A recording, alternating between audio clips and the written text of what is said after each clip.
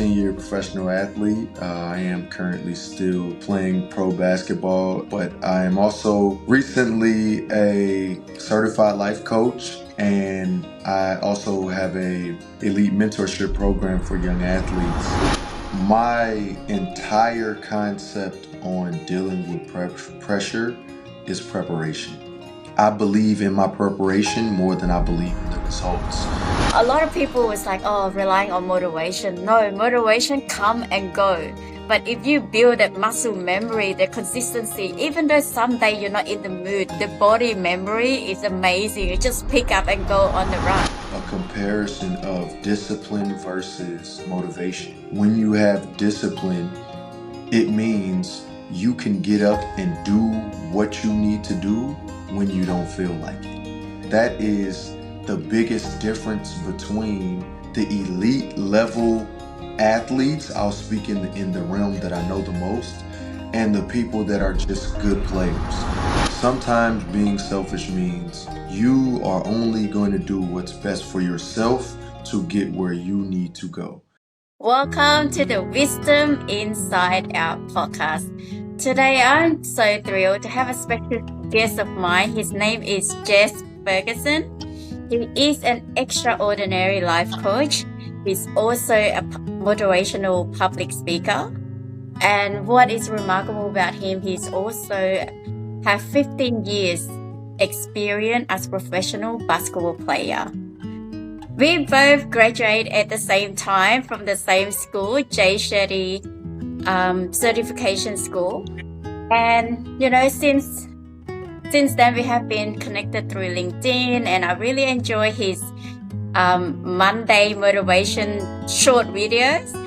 I love how he's always share the story with all this encouragement and focus on pushing your human potential instead of fighting for your limitation, which is something I really like, because I strongly believe that our human potential is like our elastic band.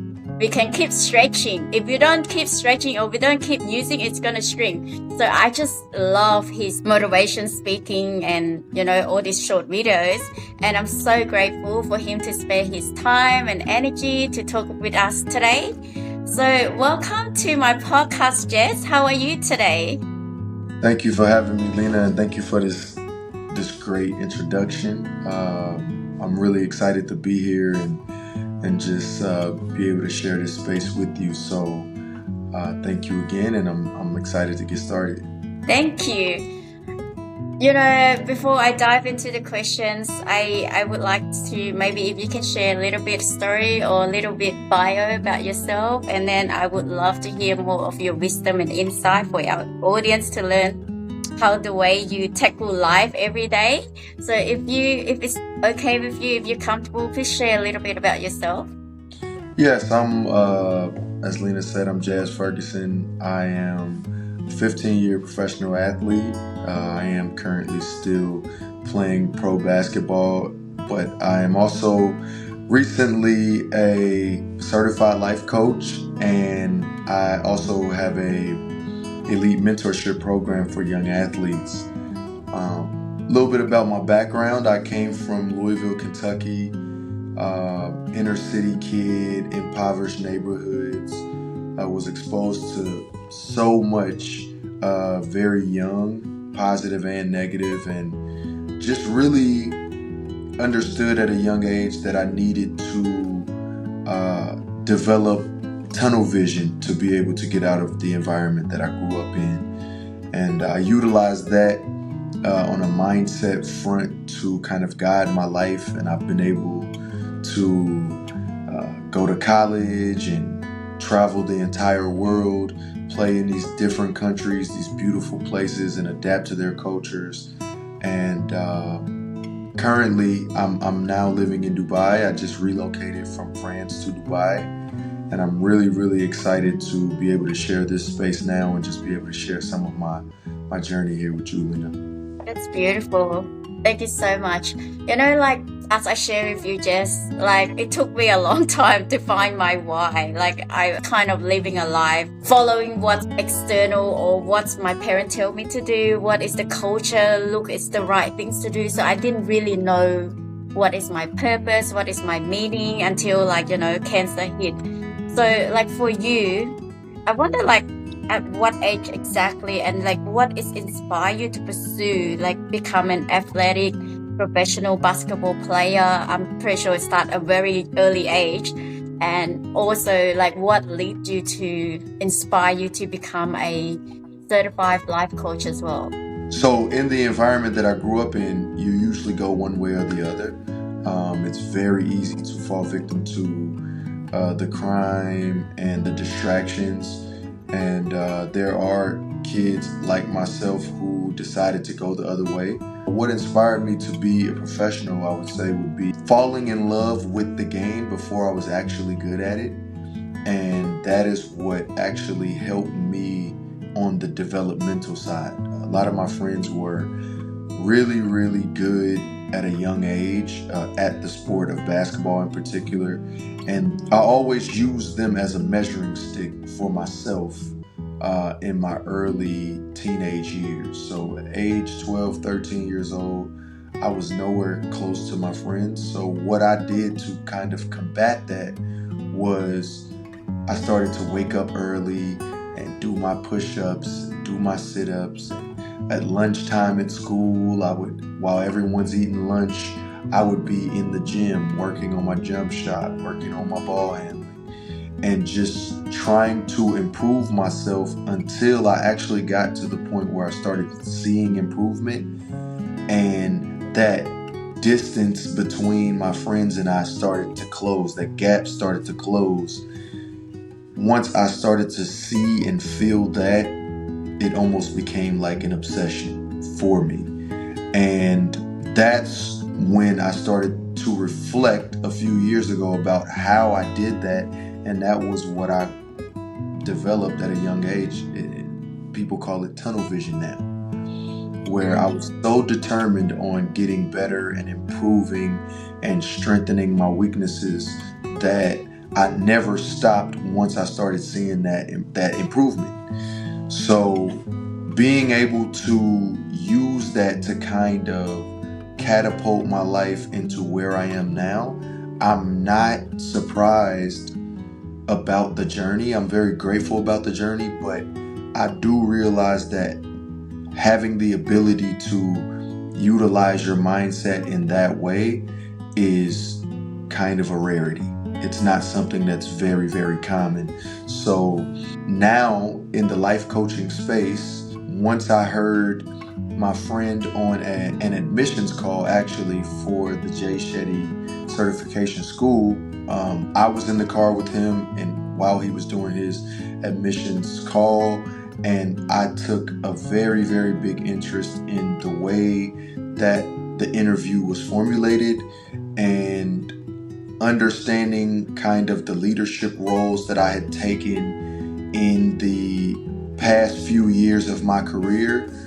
I did understand that I was already doing a bit of life coaching unofficially and unintentionally. And I thought that, if I was able to strengthen some of my weaknesses in the life coaching space and learn some of these techniques that are being taught, that I could be very effective in this space and also be able to utilize my career as leverage for the credibility in which I'm trying to help people in the life coaching space. That's beautiful. I just want to take you back a little bit to your younger age, your childhood. You said you were experiencing a lot of crime and stuff like that. If I were to have a drone recording your life back then, at the beginning of your turning point before you decided to move on to a professional basketball player, what would I see your life every day look like? Well, growing up, I actually never told this story publicly, so it's a little deep, but I think, I appreciate this question being asked at this time. I had a very unpredictable life growing up. My brother and I were within the custody of several different family members, including our mother. But we were in a very unstable situation. We went to 10 different schools my first 10 years of schooling, if that can give you any idea of how much we moved around. And I think that level of unpredictability kind of forced me as the older brother to grow up very quickly and accept a role of responsibility that I didn't know that I was taking at that time, but trying to be a living and walking example to my younger brother, who's only a year younger than me, but I had to grow up very fast. Apart from having to move around so much, with that being evictions or change of custody or just having to figure it out at times, it gave me a level of maturity very young that allowed me to, one, develop adaptability. So that's why when I've lived in 12 different countries, adapting to a new culture or a place where they don't speak the language that I speak so well, it's been no problem for me to be able to adapt to other cultures and meet new people and embrace them and really take that time of my life and make the best of it. And that definitely started from when I was 6-7 years old. Wow. Thank you so much, Jess. Thank you so much for sharing your vulnerability. And it's so inspiring, to become, for a young age for you, at that time, you already realized I want to be a role model for your brother and stand up as kind of a family man to support your family. The reason I asked this, because I was curious, for you to start trading at a very young age, seeing all your friends having fun, and you was committing to other side, gotta be something special that, the driven. That's why I was just so curious, what got you two different from other teenagers, kids that would want to play out there? So very inspiring. Thank you so much for sharing. Coming back to, as a professional basketball player, I'm sure you guys always under the pressure, because it's always game all the time and everyone's watching. It's not like a normal job you do every day, but for you, probably a lot of pressure on the line. I just want to know, because to me, resilience is very important. Being resilient, it's not about how you fall, it's how you get up, how you bounce back. So what is your strategy? How do you handle all this pressure? And what was your mindset? What was your thinking in terms of mental preparation to produce all these, outcome and dealing with all this pressure? So my entire concept on dealing with pressure is preparation. I think when you have the ability to prepare for in-game situations, it becomes muscle memory for you. So my training regimen stems back to when I was in high school, 15, 16 years old. I had a coach that only taught basics and fundamentals. And he told me, listen, if you want to play college basketball, you are not going to be very tall. You're not going to be the most athletic guy. You have to be almost perfect in the way that you fundamentally play the game. You have to be fundamentally sound. So once I started to really improve in the basic and fundamental way that I play, then I was able to implement what we call training now. Training is when you apply the skill set in the game, your ball handling, the different movements in shooting, your agility.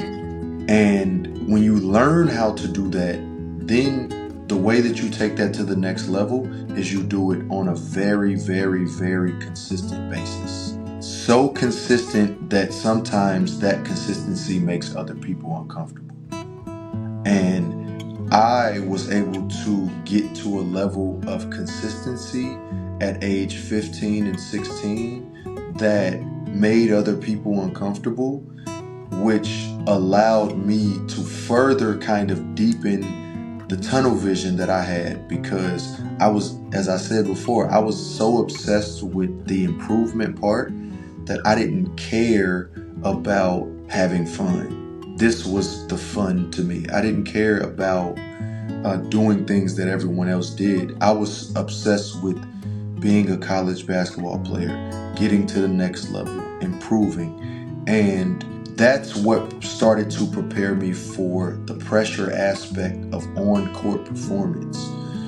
When I started to play in games, the level of endurance that I had allowed me to have more confidence than anyone on the court. The level of situations that I had been in, not in the game, but in the practice arena, during my trainings, during my preparation, was what allowed me to be so ready for the in-game moments that honestly didn't feel pressure. I've always in my career felt a little more pressure before the game, the night before the game, 2 hours before the game, 2 minutes before the game, leading up into the game. But once the game started, it was all muscle memory to me. Even in the most high stakes, high pressure situations, I've always believed in my preparation more so than what the result was. Whether I played good or bad, the mental aspect of how I'm made now, I believe in my preparation more than I believe in the results. Because when you are results based, it creates a level of emotion that can make you have an imbalance. And as a professional athlete, you need to be as balanced as possible. So I've allowed the preparation to be the part that controls emotional side for me. And when you can do that, you have a level of consistency. So consistency in sports is everything, because it's always what have you done for me lately. And I can consistently roll out my resume and say, I'm going to play at a high level much more than I'm going to be in a lower level, because I've prepared to be in these pressure situations more than anyone else. Wow. I love it. This is spot on. Like, I loved you mentioned the word consistency, building habit, like in coaching. A lot of people was like, oh, relying on motivation. No, motivation come and go. But if you build that muscle memory, the consistency, even though someday you're not in the mood, the body memory is amazing. You just pick up and go on the run. And this is why little bit that you do every day, it have a big impact than just the outcome. You need to focus on what is your intention that for you to do daily to build in that habit. And once you have that habit, that's it.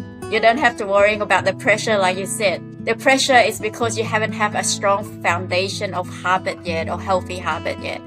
I love it. I love your response. Thank you so much for that. Could I just add on to that? Because when you talk about relying on motivation, so what I've been teaching to the younger athletes that I'm mentoring at the moment is we do a comparison of discipline versus motivation.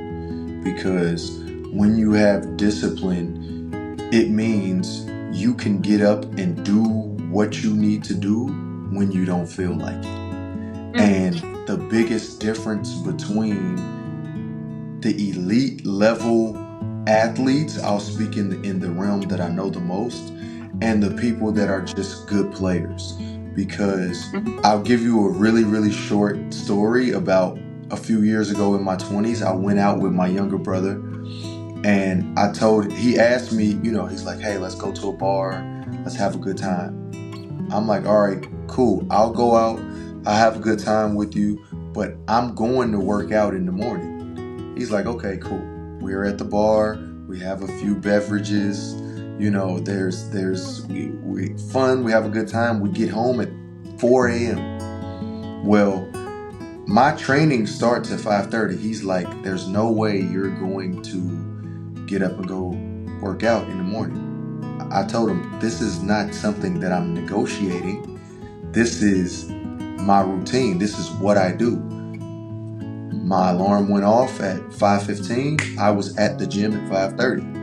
It doesn't matter what I did the night before, because this commitment that I've given to myself, that I've made a non-negotiable to myself, that's the discipline that whatever decisions you make, however you feel, if you're sick or tired or just don't feel like it today, well, if you want to be elite, then you're not negotiating how you feel versus whether you're going to consistently put that work in. So the discipline most versus motivation thing is something for me. Even though I do motivation Mondays, I don't always feel like doing it. I don't always have the right message, but I feel like my whole life is built on consistency. So if I can't consistently deliver a message one time a week, then I'm not living by my own values. Yeah, so powerful. The power of consistency. Underestimate that bit by bit that you're doing every day is so powerful. It produces a big outcome. And thank you so much for sharing that. It's just like, now I'm very curious, like, you were sharing a bit earlier that you don't care what your friends say, you just want to focus on training and do your thing. How do you not care, like, if your friends like, oh, why are you training so much, let's go out with me? How do you not let that impact you in terms of you already have your why, like what you want to do, but at a very young age, it's so easy for your friends to influence you, like, especially you set a target for your task to do each day, and then like they was like, come on, hang out with me, let's do this. How do you stay focused in your lane?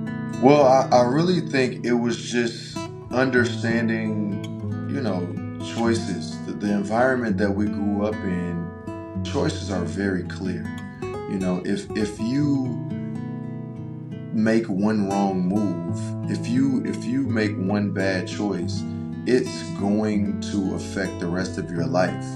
I think when I used to hear that message from people that I admired, it's something that really stuck with me. It almost instilled a little bit of fear in me to continue to stay on the path that I wanted for myself, instead of being a follower. I was always in tune with the mindset or the thought process of being a leader instead of being a follower. And sometimes being a leader looks like not doing what the rest of the crowd is doing. And I was always very comfortable in my own skin in doing that, because the choices that I was making actually were the things that I loved doing. It was not something that I was going against the grain and forcing myself to be different from other people. And I think, sticking to those values has allowed me to get to where I am today, and it's going to take me to a level that I think I can't even see yet. So at that young age, again, I just think a bigger part of that was being a leader for my younger brother and allowing him to see my work ethic and give him the choice to follow that. Whether he followed it or not was his own choice, but I just didn't want to get caught up in some of the things that transpired, because I also did see a lot as a teenager. I lost friends as a teenager to jail. Even worse, friends died at age 16, 17 years old, just being in that environment and going the wrong way. I only needed to see something like that one time to be almost kind of scared straight and you on the path that I was on. Wow, so beautiful and so inspiring. Like, you just learn it from your environments, situations like around you, and you just have a clear mindset what you need to do. And I think that's really beautiful, because for me, it was until I have kids later on that I learned to realize that, every of my action is a role model to my kids. I have to really pay attention, but you got a really early age. Like, you're always thinking about role modeling your brother, and you just a year older than your brother. So it's really inspiring from a very young age to have that mindset. I was just gonna say, and to be fair, I think another really cool aspect of how I grew up and the mindset that I had is my best friend who I met at 11 years old. We had a very similar family dynamic, and he had the same mindset that I had. So it was two of us that wanted to be leaders for our brothers, and we were totally okay with being almost the outcast. But the outcast turned into you can have a different perspective of that once you're older and you see that we just mature very quickly. I love the example that you gave about being a mother, because I'm also in that role right now, having a very young son, and just wanting him to see all of the right values in a man that wants to show him everything in life. Yeah, that's spot on. Like I said, I only realized this later on. Like, every time I react or something, I ask myself, is this what I want to role model my kids? Someone that's scared of challenges, or someone that handle with challenges with confidence and calm. These things doesn't define me, because I believe monkey see, monkey do. It's not our word can change them if you're not a role model. So we have to live our value first in order to teach the kids. So, but it's inspiring that you want to do it for your brothers at a very young age. I have like 4 younger brothers as well, but I didn't have that mindset at that time. Only like later on that, as we get older. Really inspiring. Moving to the next questions, like I'm sure everyone can resonate. Like we all experience failure, like, challenges, setback, injuries. There's time where you feel it hit you hard. What was if you can give you some example, if you could think of any time that's really, you face a tough time, like, or injuries, or how do you bounce back, and what was your strategy? What was your thinking? Or if you can give me one of the example, if any life experience that you can remember, that would be beautiful. Yeah, absolutely. So I think, when you talk about first the adversity aspect and bouncing back from a tough time, I can think of a time where I felt like I was at the peak of my powers, where I felt like I was the best level I've ever been. I was in the best physical shape I've ever been as a player. I'm in the middle of my career, and I was met with adversity in a way where my coach didn't see me the way that I saw myself. And we bumped heads a lot. We had this difference in opinion about everything. We viewed everything in a way that was complete opposite. And I think it got to a point where we were both very stubborn men, where it was almost like he was trying to teach me a lesson, and I was like, I'm just going to do it my way anyway. So when you get to that level of friction, you have to decide whether you're going to adapt to this situation and make the best of it, or you're going to allow this to kind of kill the chemistry and the potential that the entire team has. So I had to do a lot of self-reflecting, even so much reflecting that me having meetings with him was not as helpful as me taking time for myself and really evaluating where I was at that moment in time in my career, and understanding that for me to make this work, I have to be willing to meet him halfway, and I have to be the one to show him that I'm willing to meet him halfway, because I'm the player.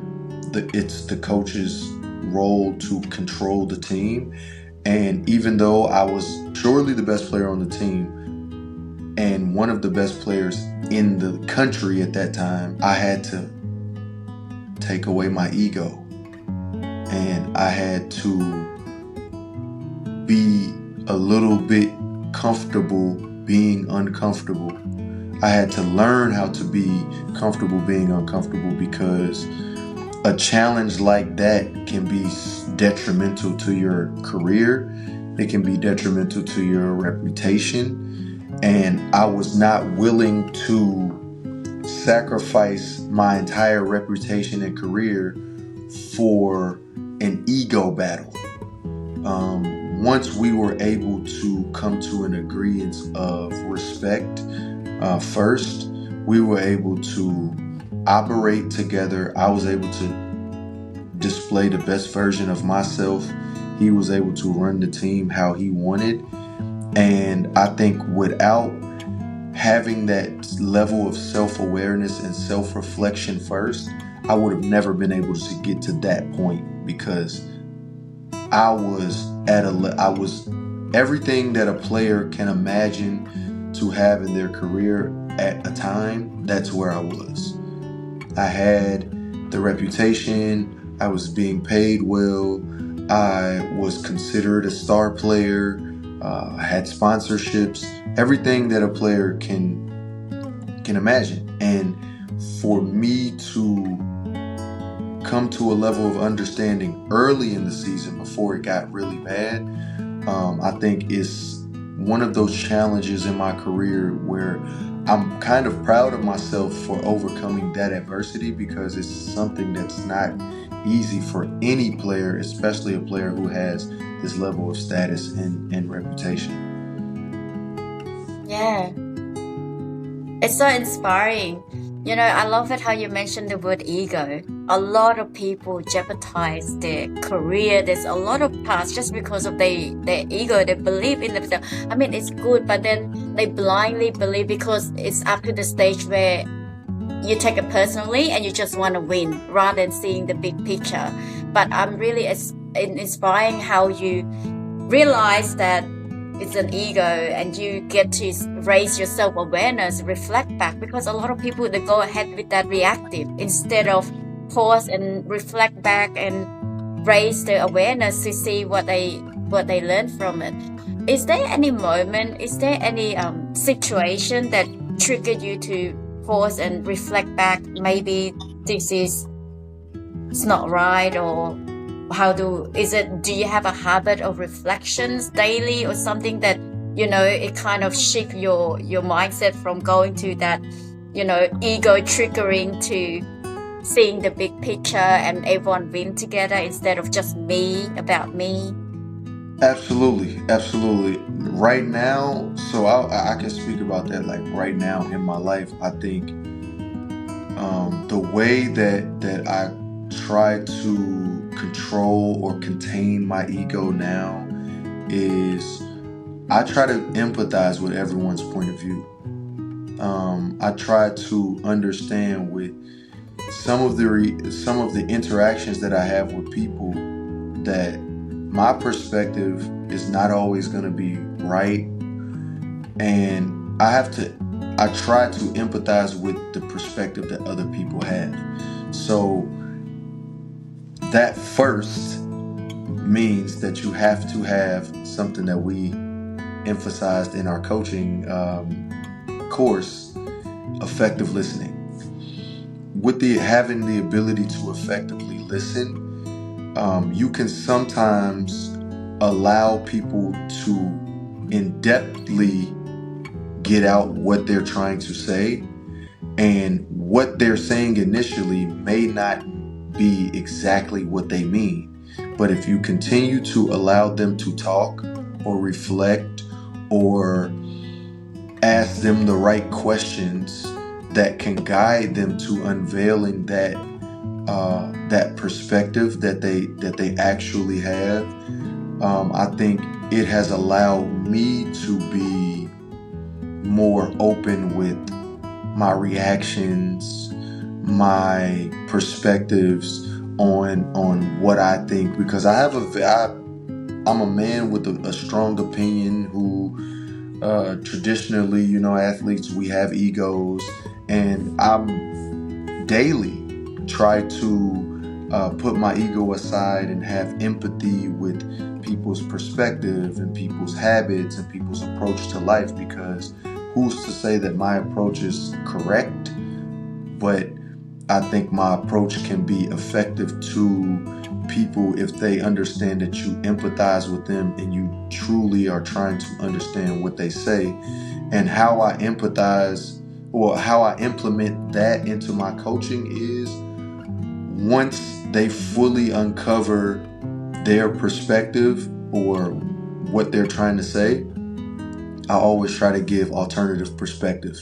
And that is using another thing that we were taught, which is the mirroring. And mirroring people and allowing them to understand that you hear them fully, and repeating it back to them in a bit of a different way allows them to truly do the work that we are called to do in this life coaching space. That's beautiful.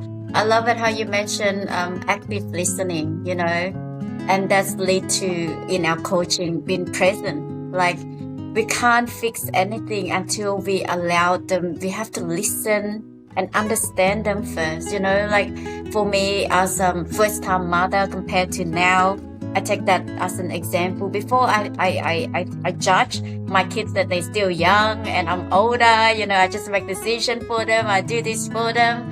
And then it's become struggle because he doesn't want to do that, but I think it's the best decision, until I realize this is not working. So in order to deal with him better, I have to listen to him. Like, what exactly does he want? And meet with my way, so that way we can both work together. It's all about teamwork. It's not just about this is the best idea, you do it. So I think works with any other relationship. You have to listen and understand their point of view first in order for you to work whatever the solution is. But if you don't understand what do they want, or what is their perspective, regardless how best decision you have, it's not gonna work well together. And I love it how you came out of your personal perspective. You could figure out this is affecting the team, this is affecting everyone. You get to see the full big picture, because not many people, when they in that reactive, they usually, it's all about me. I just want to win. I'm right, you're wrong.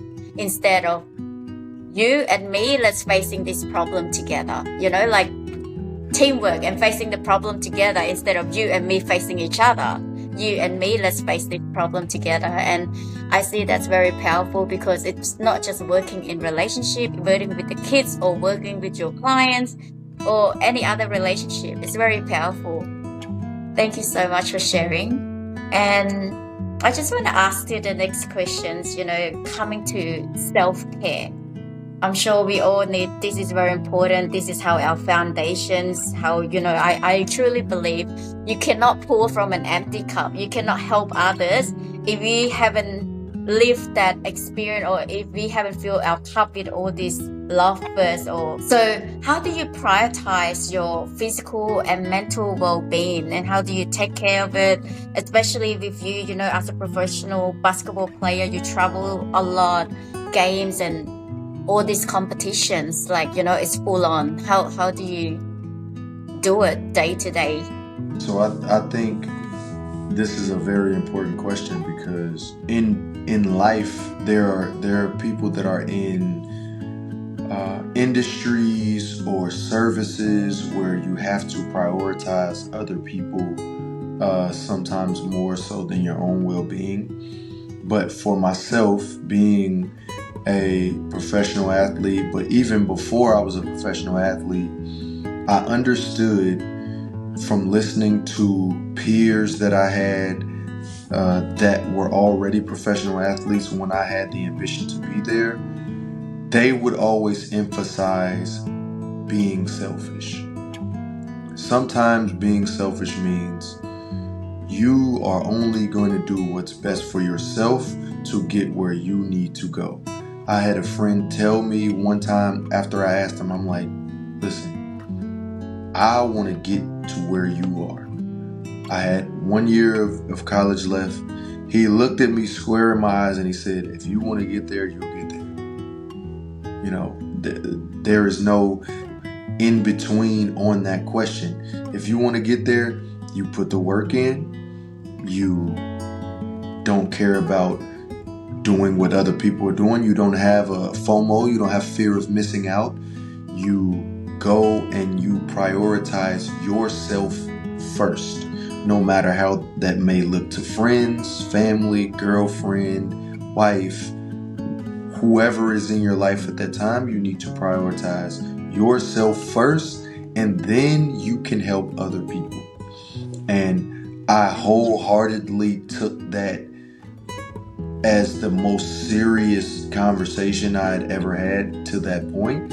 And I genuinely have prioritized myself for the last 18 years of my life. I had that conversation with him when I was 18. I'm 36 now, and I have lost friends. I have lost girlfriends and people that I thought would be around forever, because prioritizing myself was the only way that I was going to achieve my goals. And the goals that I set out for myself to this point, I have achieved. And the only way that I'm truly going to be able to fulfill my own full potential first and help other people fulfill their potential is to always prioritize myself first, and to be able to have balance with prioritizing my family as well. What prioritizing myself first looks like now is waking up every single morning and having active meditation. That can sometimes mean going to the gym and getting my weight training in. That could sometimes mean going and do yoga. Sometimes that may just be having a fully loaded day, but being able to walk my son to school and reflect on the kind of day that I'm gonna have today. Something cool about being able to prioritize family and my physical well-being and my mental well-being is 3 or 4 times a week, my wife and we try to go to the gym together.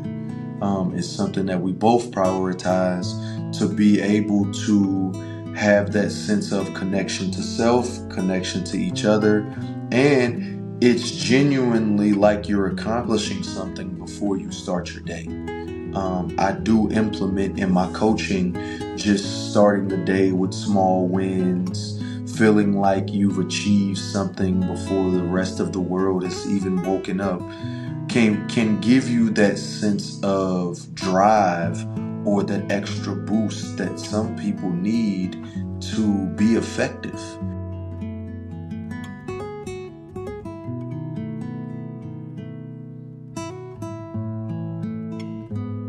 Thanks for watching. Please like, comment, share, subscribe to the Wisdom Inside Out. Stay tuned. Please follow me on this social media platform.